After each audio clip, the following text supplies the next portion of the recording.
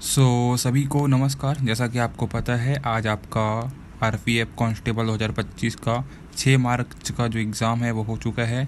इसके सभी प्रश्न जो कि आपके एग्ज़ाम के लिए बहुत इंपॉर्टेंट है उसको लिए गए हैं। तो चलिए शुरू करते हैं बिना किसी देरी के। क्वेश्चन पूछा गया था आपका, ये सभी शिफ्ट के आएंगे, आपके फर्स्ट शिफ्ट, सेकंड शिफ्ट और थर्ड शिफ्ट के। ठीक है, पूछा गया था आपका अकबरनामा किसने लिखा ऐसे करके। सबको पता है अबुल फजल ने लिखा क्या, अकबरनामा। ठीक है, अगला पूछा गया था आपका 1857 के बिहार विद्रोह का नेतृत्व किसने किया। तो ये किया था आपके बाबू कुंवर सिंह ने। ठीक है, बाबू कुंवर सिंह ने 1857 के बिहार विद्रोह का नेतृत्व किया था। ठीक है, एक पूछा गया था आपका भारत के राज्य के नीति निर्देशक तत्व सिद्धांत कहाँ से लिए गए। सिंपल सा आंसर था इसका, आयरलैंड से। कहाँ से लिए गए, आयरलैंड से लिए गए। ठीक है, वहीं पे अगर हम अधिकार की बात करेंगे तो वो होगा आपका किससे, इससे अमेरिका से। ठीक है, वहीं पे हम कर्तव्य की बात करेंगे तो वो होगा आपका किससे, मौलिक कर्तव्य होगा आपका रूस से। ठीक है, एक पूछा गया था आपका सेबी का अध्यक्ष कौन था, अगर याद रखेंगे माधवी पुरी बुच, है ना, ये जो है वो आपके सेबी के अध्यक्ष थे। ठीक है, एक पूछा गया था आपका मुगल वंश किस राजवंश से निकला था ऐसे करके। सिंपल सा आंसर है तैमूरी वंश, है ना, तैमूरी वंश की एक शाखा है, तैमूरी वंश आपके ऑप्शन में था, तो वही आपका आंसर सही हो जाएगा।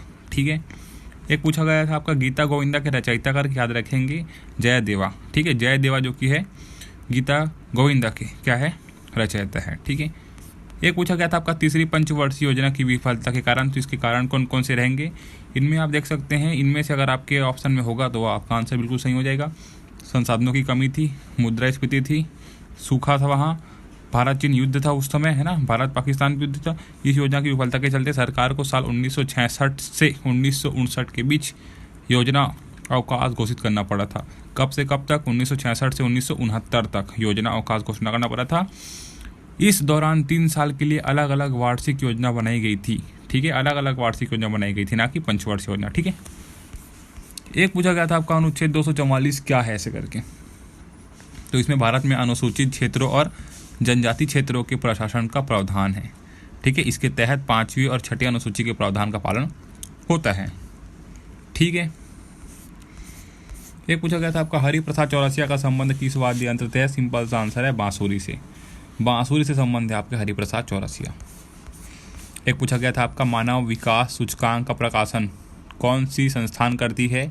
ये आपका यूएनडीपी जो कि संयुक्त राष्ट्र विकास कार्यक्रम ये करती है आपकी मानव विकास सूचकांक का प्रशासन। ठीक है, एक पूछा गया था आरबीआई ने किन 2 बैंकों पर जुर्माना लगाया था। तो ये भी आपको याद रहना चाहिए कि नैनीताल बैंक जो कि था और उज्जीवन बैंक। ठीक है, तो इन दोनों बैंक में क्या लगाया था, आरबीआई ने, सेंट्रल बैंक ने जुर्माना लगाया था। ओके, एक था आपका रानी लक्ष्मीबाई का जन्म कहाँ हुआ, ये पूछा गया था। याद रखेंगे वाराणसी में 19 नवंबर 1828 को। ठीक है, वाराणसी में हुआ था 19 नवंबर 1828 को।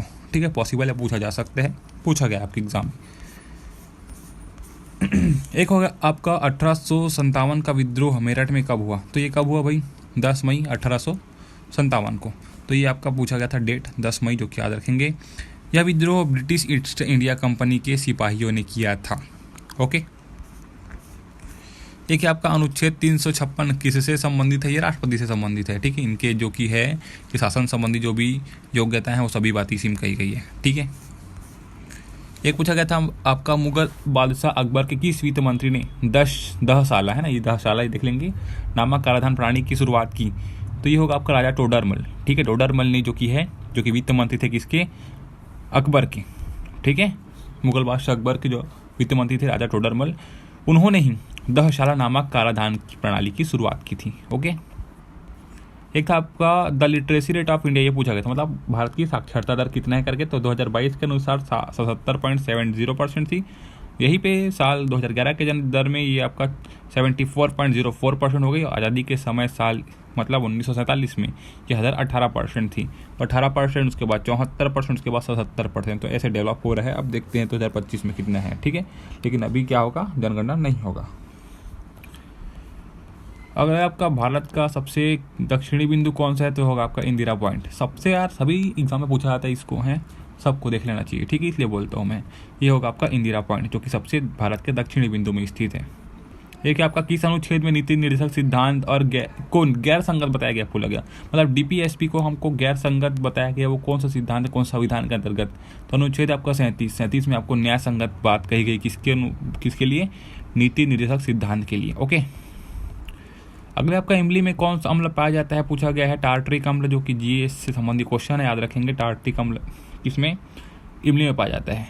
ठीक है, पश्चिमी घाट भारत के किस राज्य से शुरू होता है? सबको पता होगा, जिसको मैप भारत का पता उसको, कि पश्चिम यानी कि गुजरात। ठीक है, वहां से शुरू होते हैं आपका।